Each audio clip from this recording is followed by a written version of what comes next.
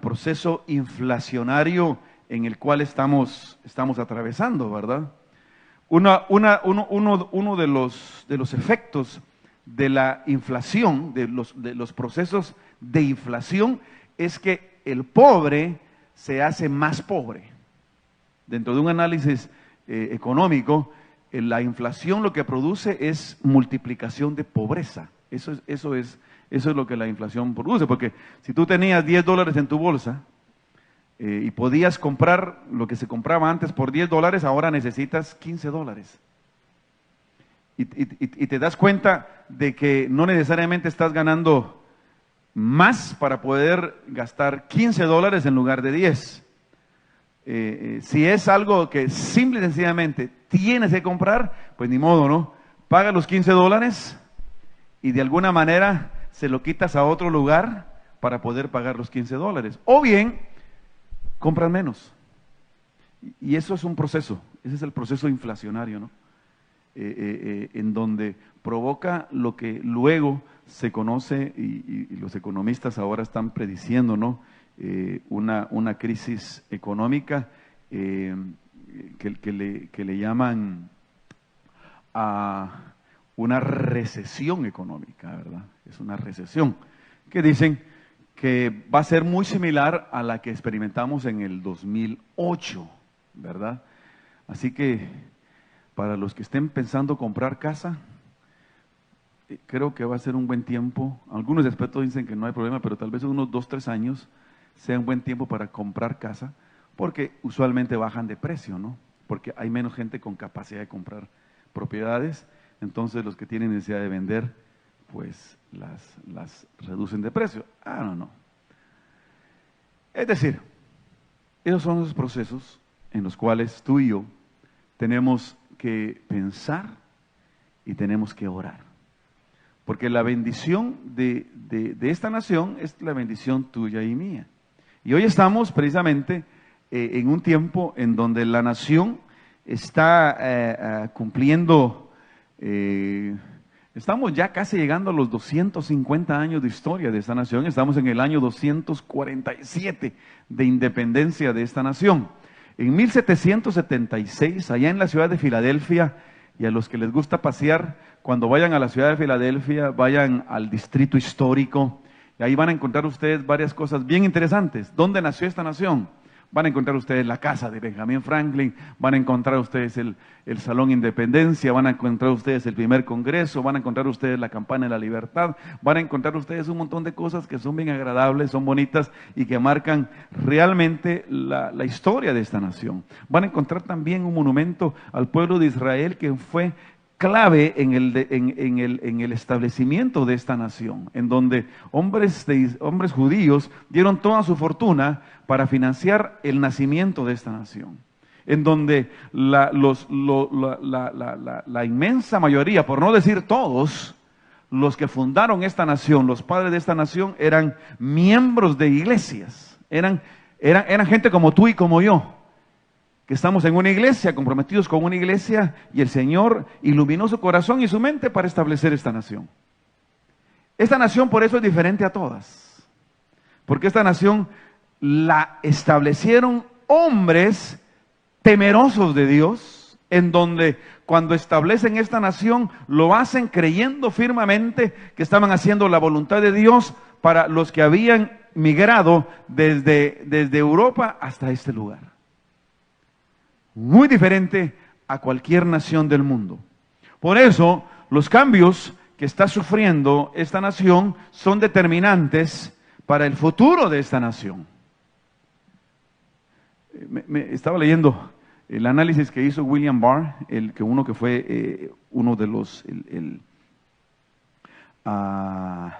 fiscal general de la nación, tanto en el tiempo de Clinton como en el tiempo de Trump, en donde dijo de que esta nación está siendo amenazada por toda una ideología secularista, humanista, que está tirando, deshaciendo todo aquello que le dio razón de ser a esta nación, y poniendo sobre ella algo en lo cual una ideología que no reconoce a Dios. Eso cambia totalmente la nación. Eso cambia este país. Y por eso estamos siendo testigos de tantas cosas y probablemente vienen más, ¿verdad? En donde la nación está llegando a un tiempo de definición. O sigue a Dios o no sigue a Dios. A mí me llamó la atención, ¿verdad? Hoy están los jóvenes con nosotros acá para compartir la Santa Cena de Dios. Y si yo les pregunto a usted, aquí está María Ofelia, que viene fresquita. De Colombia vienes, ¿no? Fresquita, amén. Te pregunto, ¿tú amas Colombia? Amén, amén, amén, excelente. Le voy a preguntar aquí a un super chapín, David, tú eres de Guatemala, ¿no? ¿Tú amas Guatemala? Amén, claro, dice, ¿verdad? Le voy a preguntar a un ecuatoriano, amén, allá a mi hermano Ciro. Ciro, ¿tú amas Ecuador?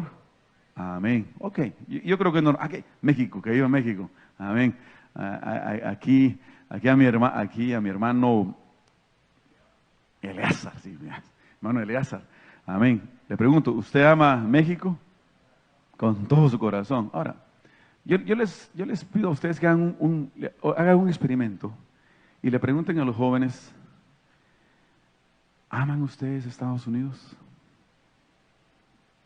Y ustedes van a ver una respuesta no como las que ustedes están viendo aquí con cada uno de ustedes. You know, if I will tell every young person here, do you love the United States of America? I mean, I ask you before, and they say, I don't care. Y la respuesta era, no. Entonces, muchachos de acá, nacidos de acá, americanos, y yo creo que eso es generalizado. Entonces, cuando una población maneja ese sentir, sus días están contados, a no ser que pase algo diferente, algo dramático que cambie el corazón. Entonces, hagan ese experimento esta semana y vamos a ver qué respuestas tienen. Esa es la respuesta que yo he obtenido de la generación que se está levantando en esta nación. Entonces, ahora, la clave no está ni siquiera en la gente de afuera. Para que el corazón de una nación como esta pueda ir y volver a la dirección correcta. La clave está en la iglesia. Esta nación de los Estados Unidos surge y se levanta en base a hombres y mujeres que conocen a Dios, conocían a Dios, temían a Dios, y todo lo que hacían, lo hacían para la gloria de Dios. Entonces, con una base así, obviamente, cualquier nación se levanta. Olvídense. Se levanta. ¿Por qué? Porque eso es como nosotros, como seres humanos. Mira, si tú eres una persona que ama a Dios, teme a Dios, sirve a Dios, y todo lo que eres en tu vida y haces en tu vida es para honrar a Dios, déjame decirte, Dios te levanta. Dios te levanta. Miren, el Señor hasta esta fecha, y sabemos que nunca lo hará, nunca ha defraudado a nadie. El Señor nunca ha defraudado absolutamente a nadie que pone toda su confianza en Él. Amén. Tú y yo somos testigos de eso. Y eso funciona a nivel personal, funciona a nivel familiar, funciona a nivel de nación, funciona a nivel de iglesia. Dios funciona. Dios funciona. Dios es real. Dios es real. Dios no es una invención nuestra. Nosotros aquí en Templo Emanuel o en cualquier iglesia no inventamos a Dios. Dios es mucho más grande que eso. Aquellos que rechazan la existencia de Dios afirman que el ser humano inventa el concepto de Dios, porque dice, tiene una necesidad de depender de alguien, y por eso inventa Dios, ya sea el Dios cristiano, o el Dios musulmán, o el Dios budista, o cualquier Dios. Pero no es así.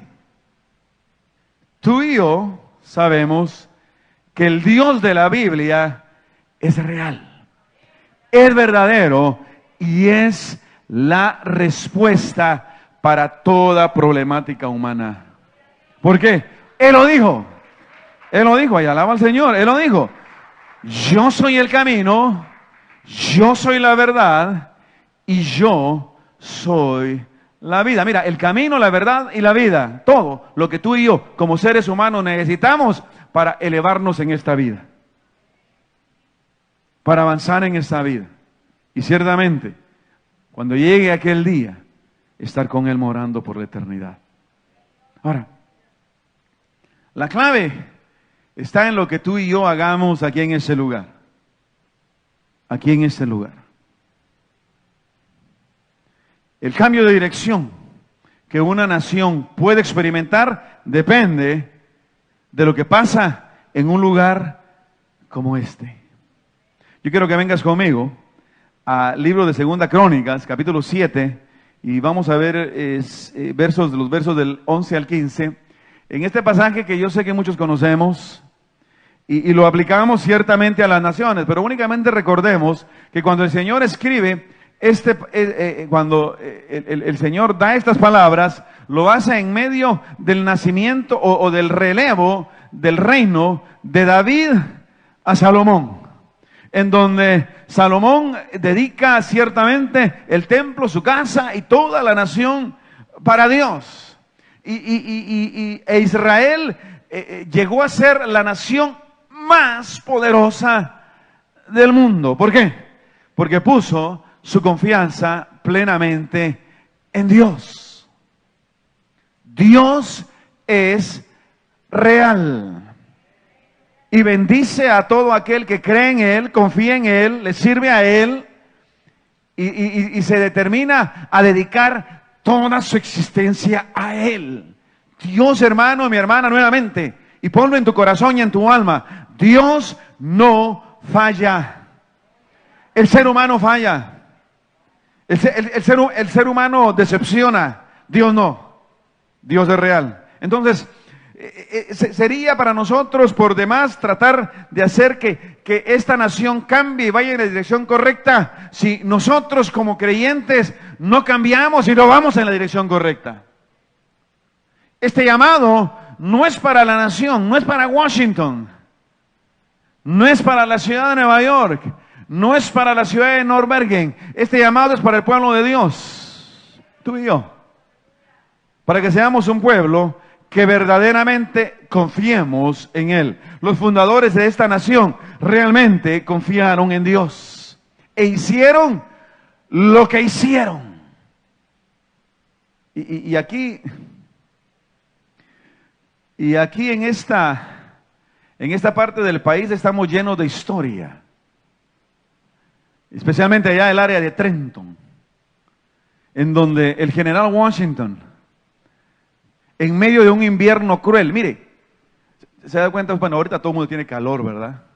Pero se da cuenta usted cuando viene el invierno y está la nieve, aquella nieve, aquellos días fríos de enero y febrero. Bueno, en una noche similar de invierno, el general Washington avanzó sus tropas a la ciudad de Trenton para una batalla en donde él únicamente tenía 2,000 soldados, se iba a enfrentar un ejército de 20,000 soldados ingleses. Y lo tremendo es que muchos de los soldados del general Washington, déjenme decir una cosa, no tenían zapatos. ¿Se imagina usted lo que era caminar sobre esas montañas, caminos de campo, nevados, helados, sin zapatos? Así iba ese ejército. Y eso es historia. Esto no se lo estoy inventando, ustedes lo pueden leer. En la noche que ellos iban a atacar, cayó una bruma sobre la ciudad de Trenton, aquí en New Jersey, al sur. Y el ejército inglés dijo, aquí nadie va a atacar hoy. Y el general Washington vio eso como una oportunidad, esa bruma, esa neblina que cayó sobre esa ciudad para atacar. Y atacó. Y con 2,000 hombres derrotó un ejército de 20,000. Dígame usted, ¿está en la mano de Dios ahí o no? Mira, el Señor es Dios real, poderoso y grande cuando tú te animas y te atreves a creer en Él. Él es nuestro Dios. Él es nuestro Rey. Él era el Dios de estos fundadores de esta nación. Ahora, tú y yo somos los que el Señor ha puesto en este lugar para levantar la bandera del Evangelio. Tú y yo. El Señor ha levantado para que enarbolemos esa bandera del Evangelio y que esta nación vuelva su mirada a Cristo. ¿Cómo? Cuando tú y yo ponemos nuestra mirada en Él. Pero mira lo que le dice aquí el Señor a Salomón. Mira lo que dice en el versículo 11, capítulo 7 de Segunda Crónicas. Dice: terminó pues Salomón la casa de Jehová y la casa del rey, y todo lo que Salomón se propuso hacer en la casa de Jehová y en su propia casa, ¿qué dice? Fue prosperado. El Señor lo dijo más adelante en Mateo 6:33: mas buscad primeramente el reino de Dios y su justicia, y todas las demás cosas que os serán añadidas. Salomón en su etapa inicial se metió con Dios y el Señor lo prosperó. Todo aquel que se mete con Dios, Dios lo prospera. ¿Cuántos dicen amén a eso? Hermano, hermana, métete con Dios. Métete con Él de cabeza. De cabeza. Créele, confíale. Él es real. Dice la palabra del Señor en el versículo 12: y apareció Jehová a Salomón de noche y le dijo, mira qué cosa más linda: yo he oído tu oración.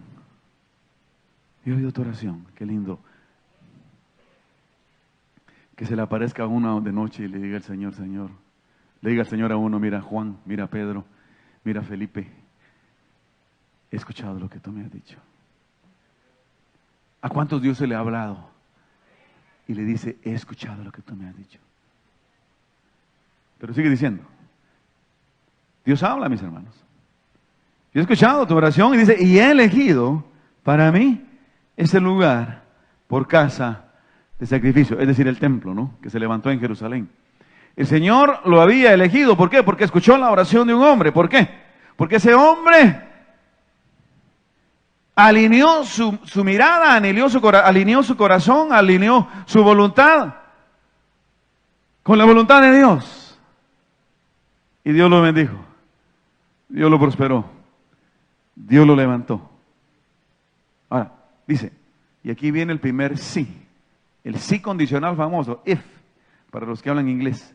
Si yo cerrare, dice, los cielos para que no haya lluvia, y si mandare la langosta que consuma la tierra, o si enviare pestilencia a mi pueblo. ¿Por qué digo eso?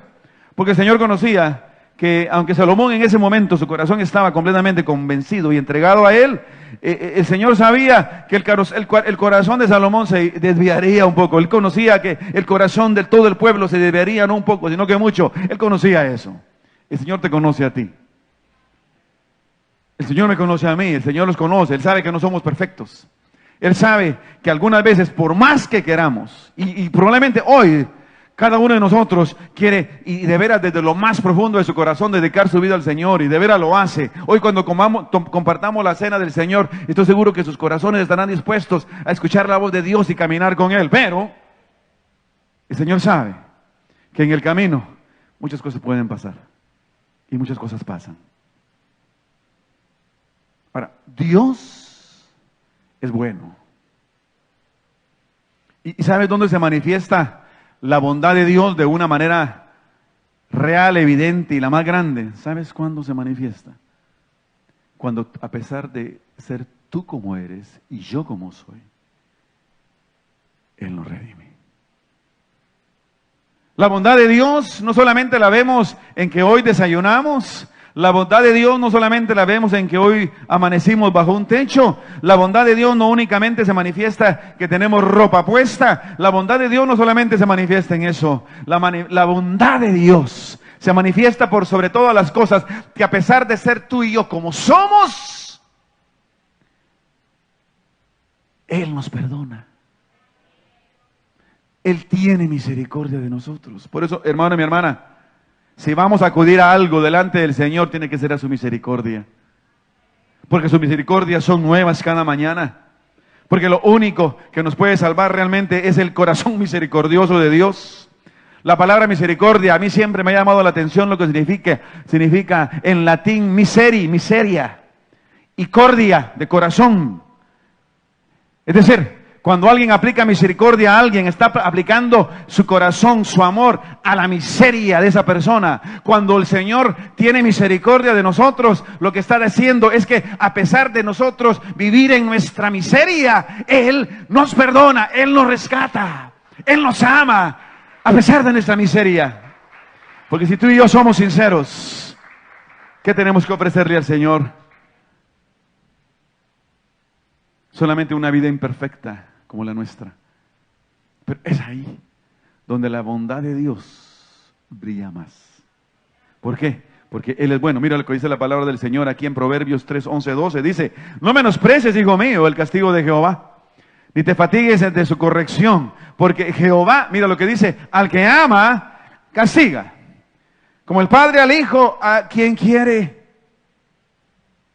Yo creo que el Señor está en un proceso de corrección para esta nación. Yo creo que la primera corrección nos la dio en el 2020 con ese virus. Yo creo que ahora estamos siguiendo en ese proceso de corrección, pero yo creo que estamos aprendiendo. Lo que pasó en la Corte Suprema hace 2 semanas, yo creo que es parte de lo que la misericordia de Dios corrigiendo esta nación. Por eso tú y yo como iglesia tenemos que seguir orando. Por eso como tú y yo como iglesia no podemos detenernos. Por eso tú y yo como iglesia tenemos que seguir proclamando la verdad del Evangelio. Llamarle a lo malo, malo, a lo bueno, bueno. Llamar a la justicia de Dios. Y no que tenemos que tener temor. Como el proverbista dijo acá, que fue el mismo Salomón. El proverbista dijo que Dios, que Jehová, como buen padre, al que ama, castiga. Como el padre, al hijo, quien quiere. Si a ti tu padre, tu madre te castigó, era porque te amaba. Y todo padre que está acá y castiga a sus hijos es porque los ama. Mira, aquí están los jóvenes. Joven, young people, if your parents, they punish you, it's because they love you. If they don't do anything, it's because they don't care. Take it. Take it. Take that love. Take that love. That's the real love. The real love is not the one that just tells you how beautiful you are. The real love is the love that tells you, listen, you are bad. You're doing something wrong. You need to be corrected. And I will correct you. That's God. Ese es Dios. Ese es Dios, el Dios que corrige, aquel que nos dice no solamente lo lindo que somos, sino aquel que nos dice lo mal que estamos y que Él dice, hay que corregirte, y Él nos corrige. Ese es nuestro Dios. Ese es Dios. Y yo creo que el Señor nos está corrigiendo. Y ahora probablemente entramos en una crisis, hermano, mi hermana, económica. Es probable. Algunos vaticinan que no va a ser tan fuerte, pero sea fuerte o sea leve, yo creo que va a ser una manera en que el Señor va a ir curando, va a ir sanando. Toda medicina duele. Toda medicina duele. Toda medicina duele. ¿Recuerdas cuando eras chiquillo y te caías y te raspabas y llegabas con mamá? ¿Qué hacía mamá?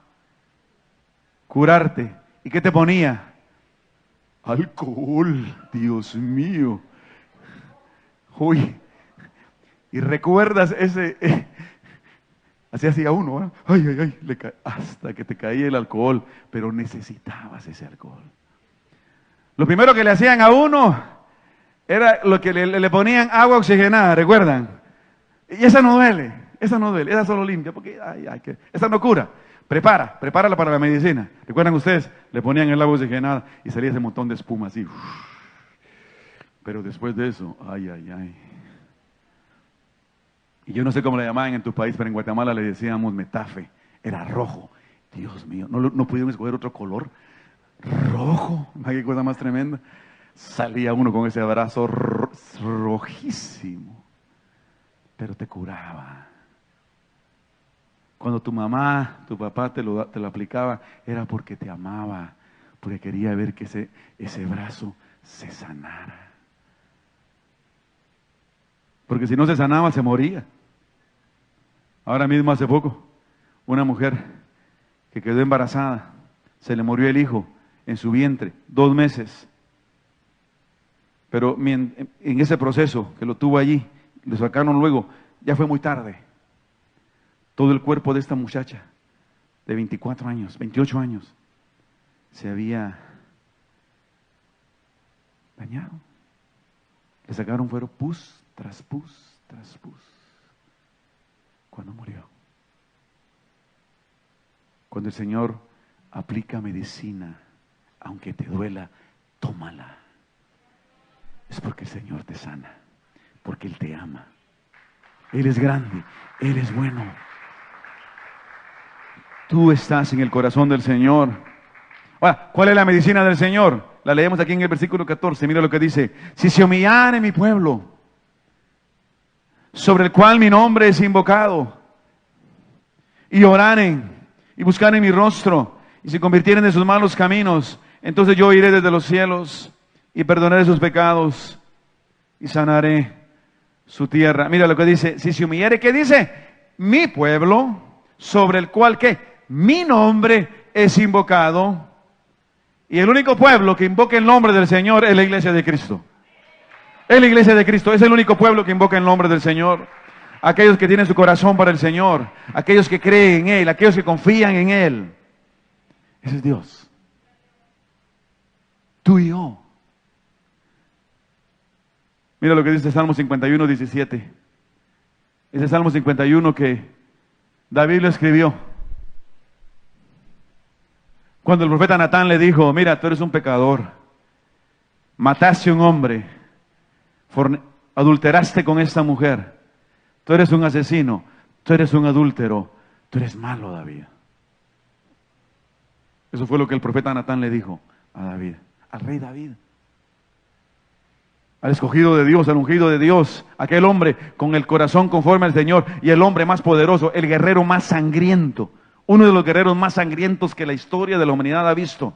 Aquel que podía quitarle la cabeza a ese profeta Natán en cualquier momento, en ese instante. Pero déjame decirte, cuando el Señor prepara tu corazón para arrepentirte, lo único que ves tú, cuando escuchas esa palabra, en la cual el Señor te dice, mira, necesitas arrepentirse, lo único que puede salir es este versículo 17 del capítulo 51 de Salmos, cuando dice, los sacrificios de Dios son el espíritu, ¿qué dice? Quebrantado. Al corazón contrito y humillado, no despreciarás tú, oh Dios. Mira, si tú te dispones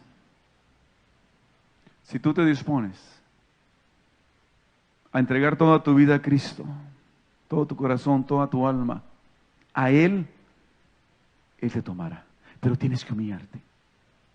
Tienes que poner tu brazo así, que está herido, que está dañado, que está infectado, y le digas al Señor, Señor, pon tu medicina, pon tu sangre, cueste lo que cueste.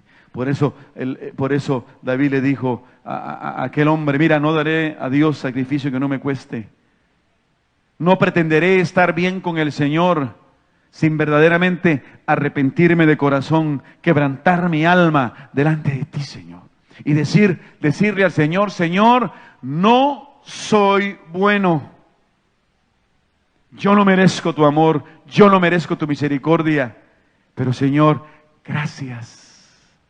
Porque a pesar de no merecerla, a pesar de ser yo quien soy y como soy, tú me amas. Y tú me tienes misericordia. Aquí estoy, Señor.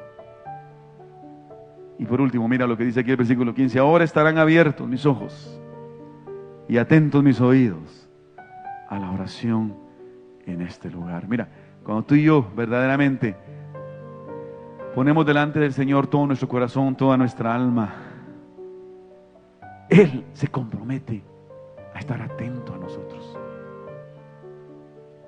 Atento a nosotros. Mateo 18:18 dice: de cierto digo que todo lo que atéis en la tierra será atado en el cielo, y todo lo que desatéis en la tierra será desatado en el cielo. Otra vez os digo que si 2 de vosotros se pusieren de acuerdo en la tierra acerca de cualquier cosa que pidieren, les será hecho por mi Padre que está en los cielos. Porque donde están 2 o 3 congregados en mi nombre, ahí estoy yo en medio de ellos. Y aquí vemos más de 2 o 3. ¿Qué te parece si hoy nos ponemos de acuerdo? Hoy nos ponemos de acuerdo y atamos eso que tengamos que atar, hermanos de oración.